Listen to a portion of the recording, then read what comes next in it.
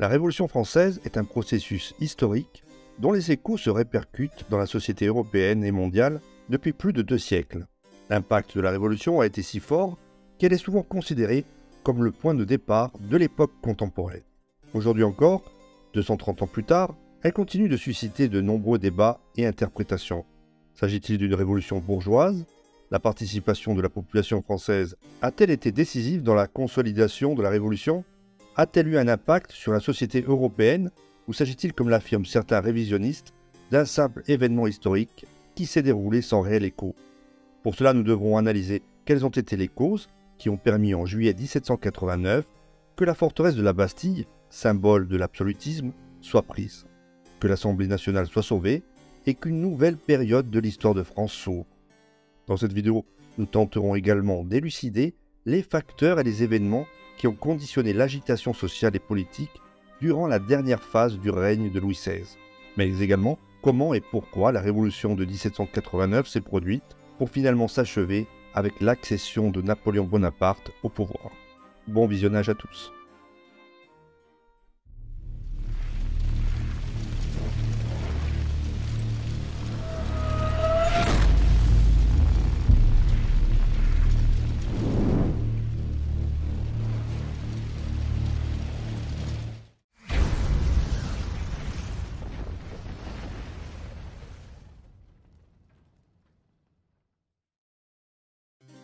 Jusqu'en 1789, la France est une monarchie absolue, un système de gouvernement dans lequel Louis XVI, soutenu par une petite partie de la noblesse, règne par mandat divin sur le destin de quelques 28 millions de Français. Il y a alors un État, l'État français, mais pas de véritable nation française. Ce n'est qu'en 1789 que naît la conscience d'appartenir à une nation. Jusqu'à cette date, la France se caractérise par un immense conglomérat administratif composé de multiples régions, ayant chacune une fiscalité et des coutumes internes différentes. Ce qui rend difficile l'organisation et la modernisation de l'État. Il n'y a pas non plus de langue unique pour l'ensemble du territoire, mais de nombreuses langues mineures et dialectes qui coexistent entre eux. Le français est surtout utilisé dans les instances officielles et au plus haut niveau culturel, mais comme il n'est pas majoritaire, cela complique grandement l'interaction entre les régions. Ainsi, par exemple, une ville pouvait avoir des difficultés à communiquer avec une autre située à seulement quelques kilomètres de distance.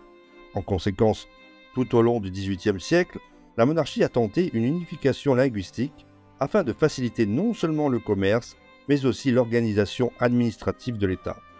Face à cette énorme hétérogénéité qui caractérise la France pré-révolutionnaire, seuls 2 éléments homogénéisent la population: la religion et la catégorie de sujets. En effet, on estime qu'une grande partie des Français pratiquent le catholicisme et appartiennent soit à l'aristocratie, soit au clergé, ou bien au tiers-état, qui est composé de 97% des habitants du royaume. Le système socio-économique est typique d'une société d'ancien régime en transition, et combine le poids du féodalisme avec des timides innovations du capitalisme industriel. Cependant, le poids des campagnes est écrasant, et la vie de la paysannerie, qui représente 80% de la population, s'articule autour des paroisses, de la communauté villageoise et des châteaux. Ces derniers étaient particulièrement importants car ils établissaient un lien entre le seigneur et le serf, le premier devant offrir sa protection au second tandis que le paysan devait lui payer un tribut. En général, le seigneur jouissait de nombreux privilèges qui lui procuraient d'énormes avantages économiques, contrairement à la vie de misère qui entourait le paysan. C'est d'ailleurs l'une des principales causes de leur soulèvement contre les privilégiés en 1789.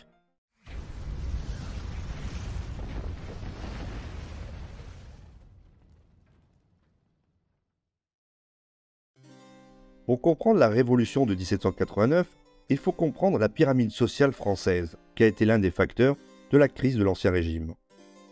L'immense majorité de la société est composée, comme on l'a dit, du tiers-état, par opposition à une minorité, environ 3%, qui constitue le premier et le second ordre.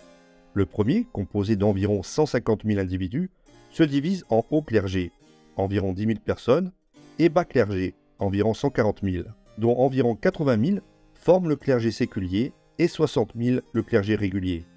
Il ne s'agit pas d'un groupe homogène, car il existe d'énormes différences entre les plus riches et les plus puissants, comme un évêque ou un abbé, et ceux qui se trouvent tout en bas de l'échelle du clergé. Ces derniers vivaient dans un dénuement quasi total, recevant souvent juste une petite partie de la dîme paroissiale pour survivre. Le second ordre est composé de la noblesse. La plupart d'entre eux ne sont pas nobles de naissance, mais par anoblissement royal ou par l'achat de hautes fonctions, en l'occurrence la vénalité des offices. Ceux-ci transmettent cette position sociale par héritage à leurs descendants. Ils possèdent environ 20% de toutes les terres de France, et contrairement à ce que l'on a tendance à croire, là encore l'homogénéité n'est pas de mise. Il existe en effet une grande fragmentation en son sein, avec des différences notables entre la haute et la petite noblesse, ce qui signifie qu'une partie des nobles, plus engagés dans les activités capitalistes, investissent dans l'industrie et le commerce. Cependant, la noblesse vit la plupart du temps des rentes et des intérêts provenant de ses prêts à la monarchie, ainsi que des privilèges qu'elle reçoit. Enfin, il y a donc le troisième ordre, également appelé tiers-état, avec un pourcentage d'environ 97% de la population totale du pays. Si dans les deux ordres précédents, il y a une certaine fragmentation, dans celui-ci, l'hétérogénéité y est encore plus grande. Ainsi, le tiers-état compte dans ses rangs aussi bien de grands magnats de l'industrie et du commerce, qui forment la grande bourgeoisie, que des prolétaires, ouvriers, vagabonds ou bien prostituées, qui se retrouvent quant à eux au plus bas de la pyramide sociale. Il y a aussi une lutte pour la promotion sociale, mais la réalité est que seuls les plus riches et les plus puissants ont une réelle chance d'y parvenir. Il est donc très courant de naître et de mourir au sein du même ordre, car les chances d'ascension sociale d'un paysan, d'un travailleur manuel ou d'un salarié sont pratiquement nulles. De plus, la mobilité sociale est rare et seule la bourgeoisie a pu connaître une véritable évolution importante au cours du XVIIIe siècle, formant de ce fait un groupe social au sein du tiers-état qui prendra toute son importance lors de la Révolution de 1789. Bourgeoisie ou bourgeoisie au pluriel, car contrairement à ce qu'affirment certains historiens marxistes, en 1789, il ne s'agissait pas vraiment d'un groupe homogène, doté d'une conscience de classe définie.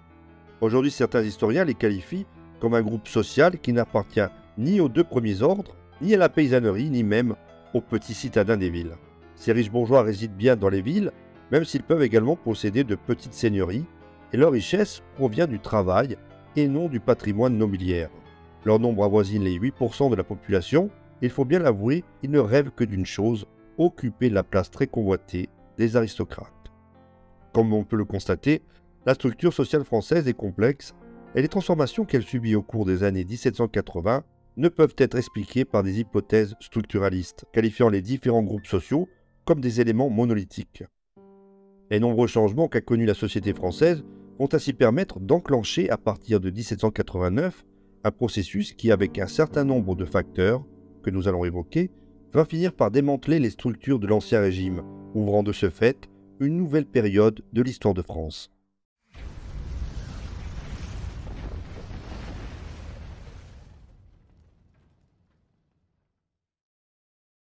Au cours du XVIIIe siècle, la France connaît une croissance économique et démographique sans précédent, surtout dans la seconde moitié du siècle, passant de 21 à 28 millions d'habitants.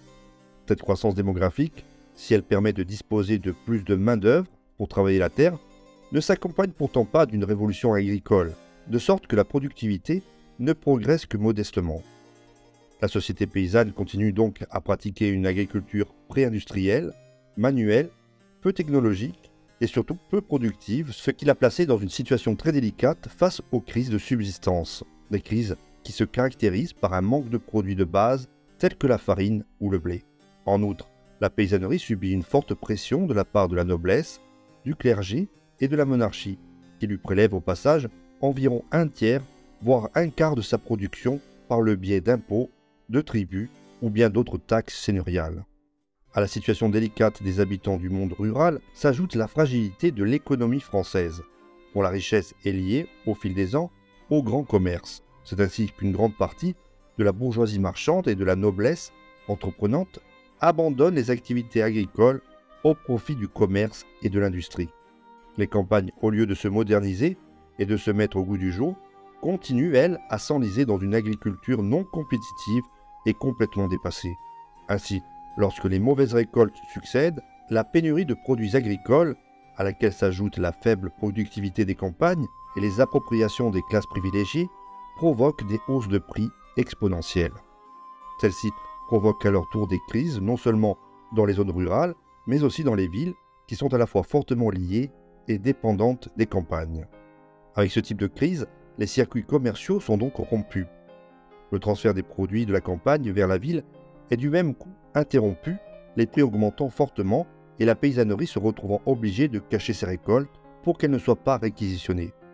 À cela s'ajoute le fait que les négociants en grains spéculent pour gonfler les prix pendant que les seigneurs propriétaires, pour éviter les pertes, augmentent de leur côté les paiements en nature à leur sujet. Il en résulte une crise profonde qui, jusqu'en 1788, est encore supportable pour la monarchie des Bourbons. Les crises de subsistance et les mauvaises récoltes sont limitées à certaines régions du royaume et presque jamais à un niveau général, ce qui permet jusque-là au roi de maintenir l'ordre et la situation dans le pays sans trop de problèmes. Bien que l'agriculture, principale source de richesse du royaume, connaisse périodiquement des difficultés, l'économie continue de croître jusqu'aux années 1780. C'est à cette époque que les problèmes structurels de la France commencent à apparaître. Tout d'abord, le territoire est peu modernisé car les investissements de la noblesse et de la bourgeoisie sont principalement orientés vers l'achat de métiers, de terres, de seigneuries ou de prêts à la monarchie.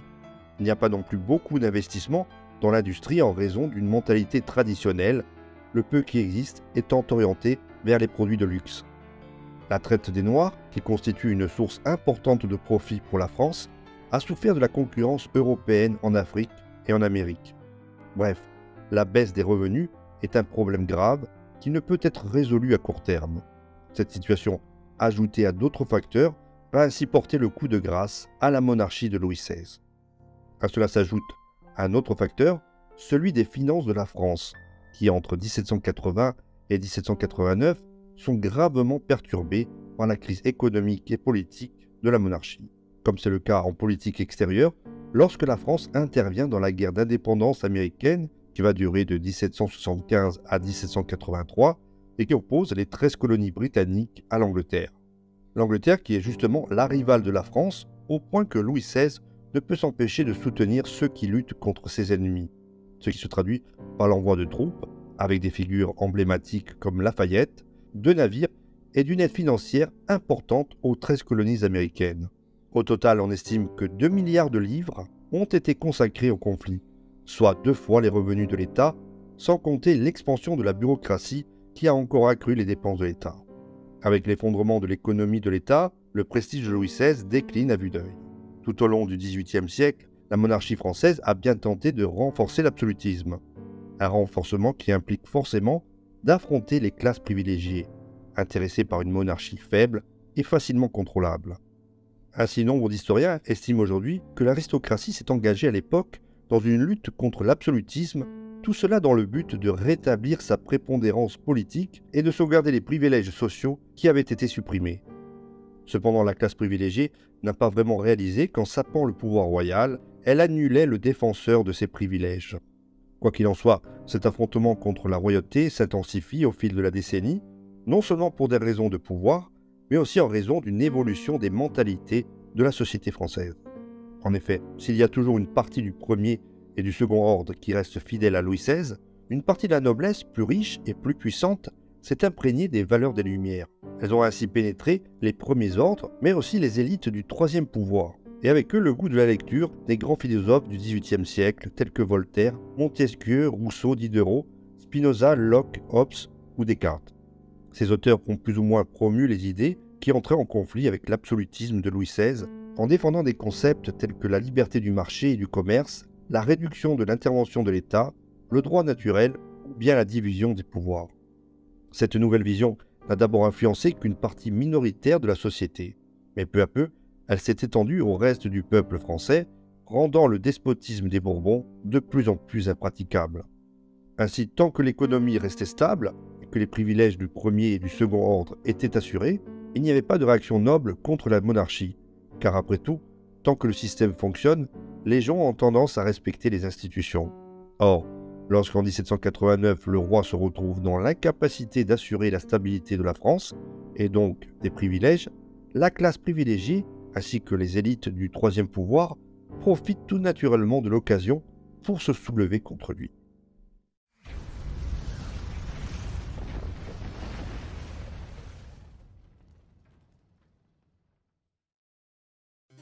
La période 1788-1789 marque la chute de l'Ancien Régime.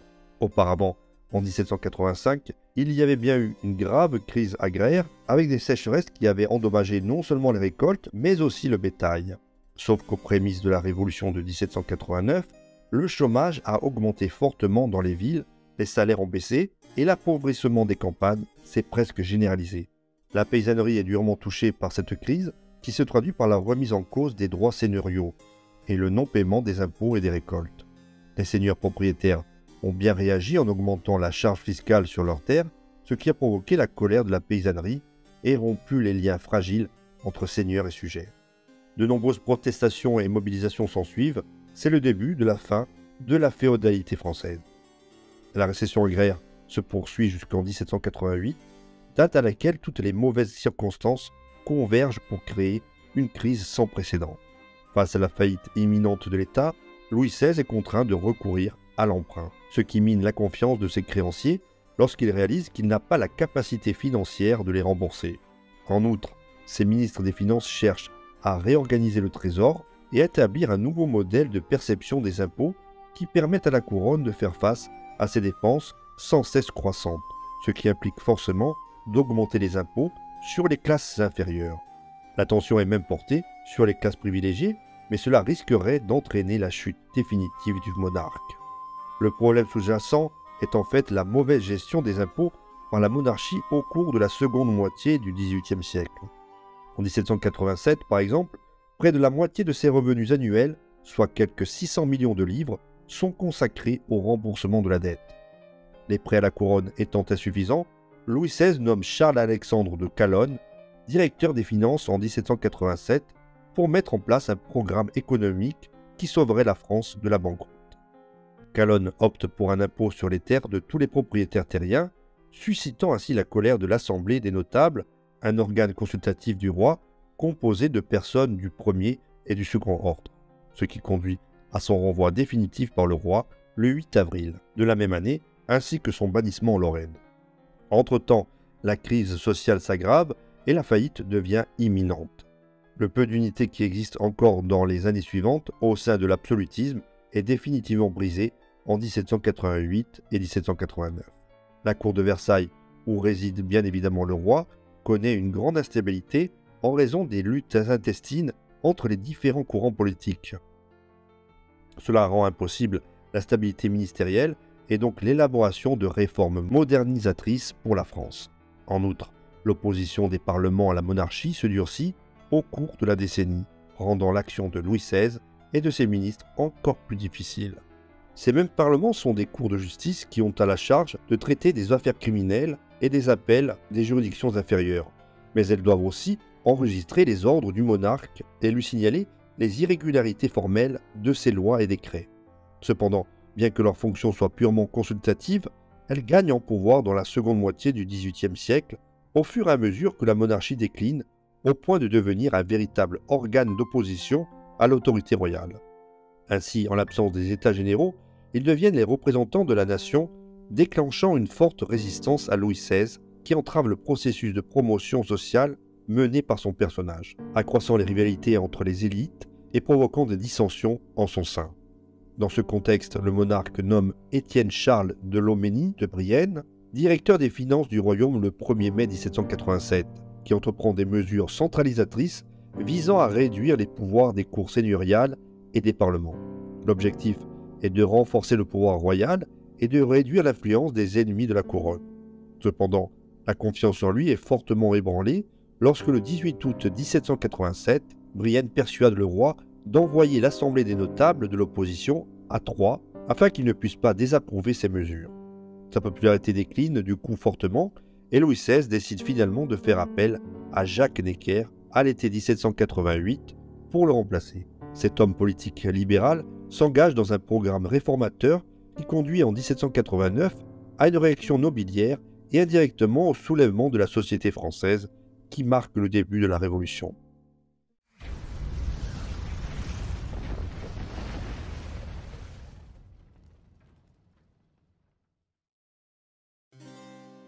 Au cours de l'année 1787, Louis XVI est encouragé par certains de ses ministres à convoquer les États généraux où se réunissent les représentants des premiers, deuxième et troisième ordres. La situation politique, sociale et économique délicate contraint le roi, le 5 juillet 1788, à convoquer cette instance pour le 4 mai 1789. En effet, face aux tentatives de Calonne et de Necker d'augmenter les impôts, ou d'en créer de nouveaux, la noblesse et le clergé soutiennent que seuls les États généraux peuvent approuver un nouvel impôt. Qu'ils aient ou non ce pouvoir, il s'agit d'une tentative d'assujettissement de la monarchie. Une fois réunis, Louis XVI n'a plus qu'à attendre que les mesures de Necker soient approuvées et que le redressement économique de la France soit ainsi amorcé. Les mois passent, de même que les mesures. Pourtant, les graves problèmes structurels de la France ne semblent pas résolus pour autant. Le chômage augmente dans les villes, atteignant 80 000 chômeurs à Paris, et dans les campagnes, on assiste à une remise en cause des droits seigneuriaux, de la chasse dans les forêts, et à une opposition au système seigneurial, surtout dans les régions du Nord. La paysannerie affamée et appauvrie tourne alors sa fureur contre ceux qu'elle considère comme coupables. Gouvernants, seigneurs, marchands de grains, boulangers, et tous ceux qui sont susceptibles de profiter de la hausse des prix. D'autre part, l'accaparement des denrées par les spéculateurs intensifie la violence dans les campagnes entre décembre 1788 et juillet 1789, générant une réaction que l'on a appelée la Grande Peur, où les paysans, craignant de perdre leurs biens et de subir des représailles, se mobilisent pour défendre leurs maigres possessions. Ainsi, en mars 1789, face à l'aggravation de la situation, les assemblées de chaque district français encouragent la création de cahiers, les fameux cahiers de doléances, dans lesquels la société française peut présenter des pétitions, des protestations ou bien des réclamations. Selon la région où chaque cahier est produit, différents types de plaintes sont exprimées.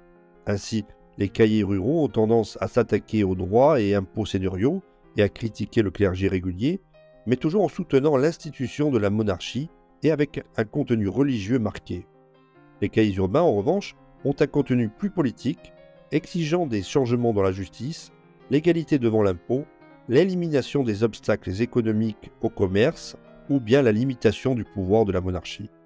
Les cahiers des nobles, bien qu'ambigus sur l'égalité civile, s'accordent avec le tiers-état sur la nécessité de transformer les structures traditionnelles.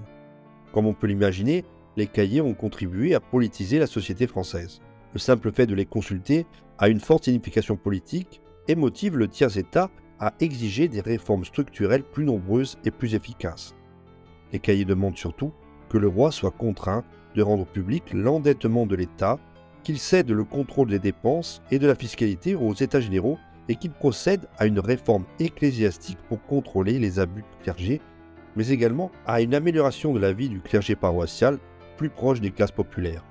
Ces propositions ont fait l'objet du plus grand consensus, mais en ce qui concerne le modèle d'ordre social et politique, les différences de point de vue entre les différents ordres sont insurmontables, les privilégiés n'étant bien évidemment pas disposés à céder le pouvoir au tiers-état. Alors que ces cahiers sont en cours de rédaction, la constitution des États généraux a lieu à Versailles le 5 mai 1789. Le premier ordre, en l'occurrence le clergé, compte 303 députés, dont 208 issus du bas clergé.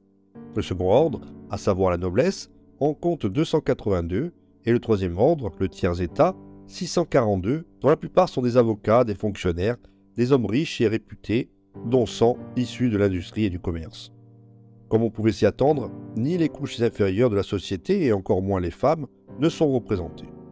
Néanmoins, le tiers-état compte 2 fois plus de députés que le premier et le second ordre en raison de la pression exercée sur Louis XVI. Le 5 décembre 1788, le monarque français a en effet accepté qu'ils doublent leur représentation en raison de leur plus grand nombre au sein de la société française.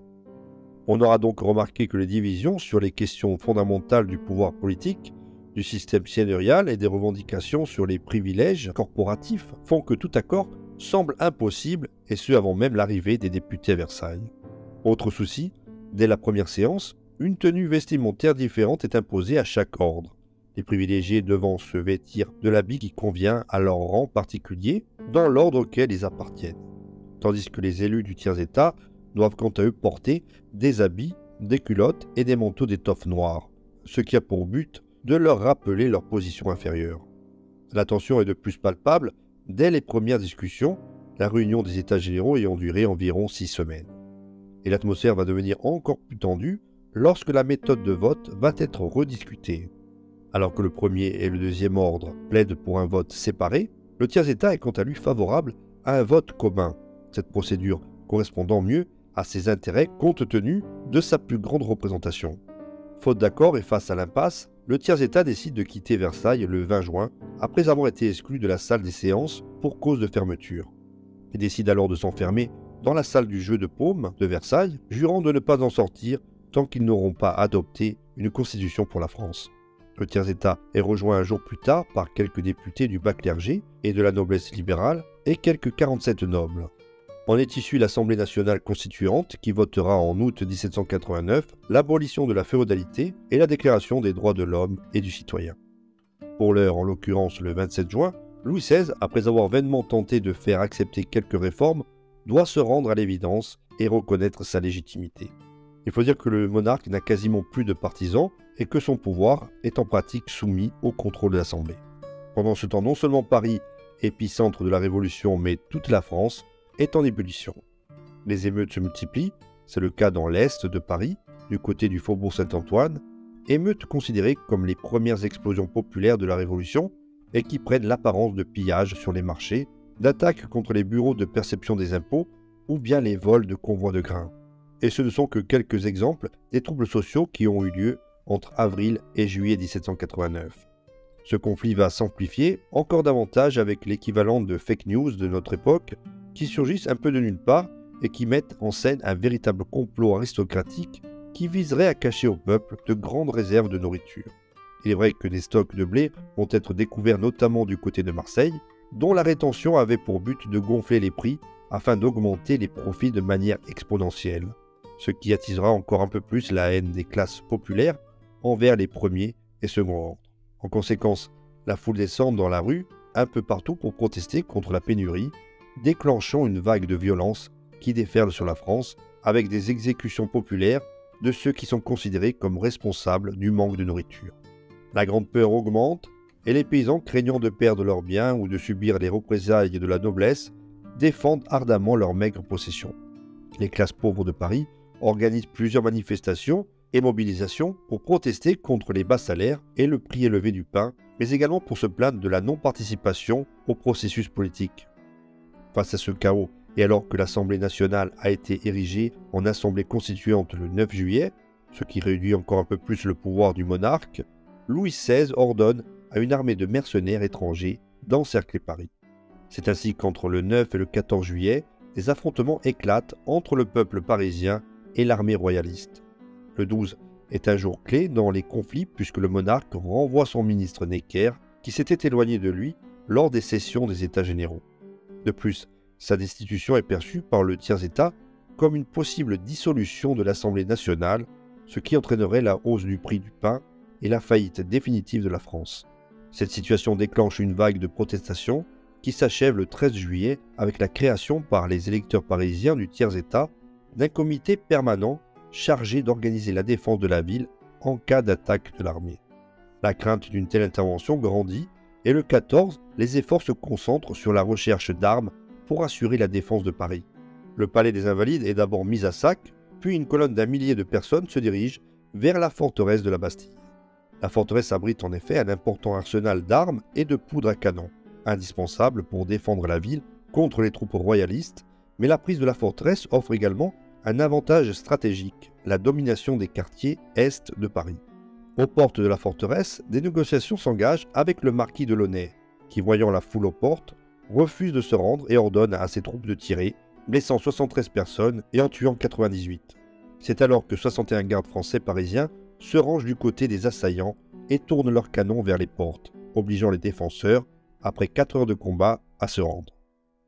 A noter que la plupart des participants viennent du faubourg Saint-Antoine, 80% d'entre eux exercent une activité commerciale et artisanale, beaucoup sont de simples salariés ou bien des travailleurs manuels. Les 7 prisonniers à l'intérieur de la Bastille sont finalement libérés et sur la centaine de soldats chargés de défendre la prison royale, 6 trouvent la mort dont le gouverneur Delaunay, dont les manifestants vont exhiber la tête par la suite dans les rues de Paris. Des actes de violence et de justice populaire se poursuivent pendant plusieurs jours, des événements symptomatiques qui prouvent bien que quelque chose a changé dans l'esprit des Français.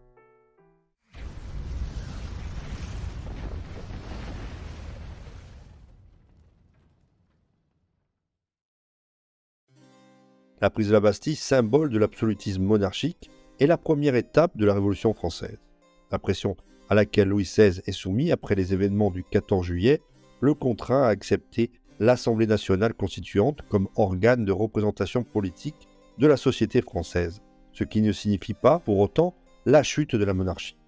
La monarchie perdure en effet, car les représentants du tiers-État ne cherchent absolument pas dans un premier temps à la renverser afin d'établir une république. Ces représentants, issus pour la plupart de la bourgeoisie et des ouvriers libéraux, sont cependant favorables à un nouveau système qui abolirait le féodalisme et s'orienterait davantage vers le capitalisme afin de résoudre les problèmes structurels de la France.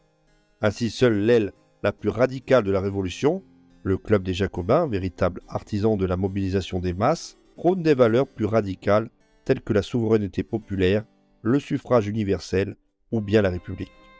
Mais ce n'est qu'en 1791, avec la fuite de Varennes, en l'occurrence la tentative ratée de Louis XVI de fuir à l'étranger, qu'il s'engage réellement dans la voie de l'abolition de la monarchie. Jusqu'alors, la France conserve une monarchie extrêmement affaiblie et un système social profondément modifié. La participation du peuple à la vie publique atteint des niveaux sans précédent, l'équerre est même rétabli dans ses fonctions, une milice bourgeoise est créée et le drapeau tricolore avec le rouge, le bleu et le blanc des Bourbons s'impose comme drapeau national. La véritable conséquence majeure du 14 juillet est en fait la fin de la féodalité et de l'Ancien Régime. Le 27 août 1789, la Déclaration des droits de l'homme et du citoyen est en ce sens rédigée, établissant l'essence du libéralisme. Un libéralisme synonyme de liberté d'association, de liberté d'expression, de liberté de religion ou bien de liberté d'opinion. Des libertés cependant limitées par la loi, ce qui donne lieu à des interprétations ambiguës de ces mêmes libertés. Ce qui est certain, c'est qu'elles signifient bel et bien l'abolition de l'Ancien Régime dans le cadre juridique et garantissent l'égalité des droits, toujours sur la base d'une conception naturaliste de l'être humain, dans lequel la nature est à l'origine de l'inégalité. Cependant, autre ambiguïté, celle ayant attrait à la liberté de certains groupes comme les femmes par exemple, celles-ci n'étant pas directement mentionnées et ne sachant même pas si elles bénéficieront de l'égalité politique et juridique des hommes. Ainsi, on peut dire que le féodalisme a été détruit dans sa forme institutionnelle et juridique, mais maintenu dans sa réalité économique, comme c'est d'ailleurs souvent le cas dans les périodes de transition. Néanmoins, il faut rappeler que la Révolution française de 1789, bien qu'instiguée par un tiers-État composé principalement de soi-disant professionnels de la politique, a été assurée par une action de masse. La Révolution a ainsi été le fruit du Troisième Ordre, qui constituait à l'époque la majorité absolue de la population. Sans eux, aucun changement au niveau politique n'aurait pu avoir lieu, et le 14 juillet, il n'y aurait donc pas eu de prise de la Bastille, ni d'Assemblée nationale constituante. En résumé, la Révolution de 1789 marque le début d'une nouvelle période de l'histoire de France et la naissance de l'État-nation français. Bien que l'on ait eu tendance à souligner le rôle de la bourgeoisie comme initiatrice du processus révolutionnaire et compte tenu de son poids dans le processus, la Révolution française a été possible grâce à l'action de la foule, et ce qu'elle soit ou non dirigée par les élites du tiers-État. Sans elle, la défense des droits acquis entre juillet et août 1789 n'aurait pas été possible, et l'Ancien Régime aurait probablement perduré quelques années de plus avec l'aide des structures de domination du premier et du second ordre. Il est donc nécessaire de défendre la dimension sociale de cette première phase de la Révolution qui se poursuivra jusqu'à l'avènement de Napoléon en 1799, certains disant de lui qu'il fut le fossoyeur de la Révolution. Mais ceci est une autre histoire qui sera contée une autre fois.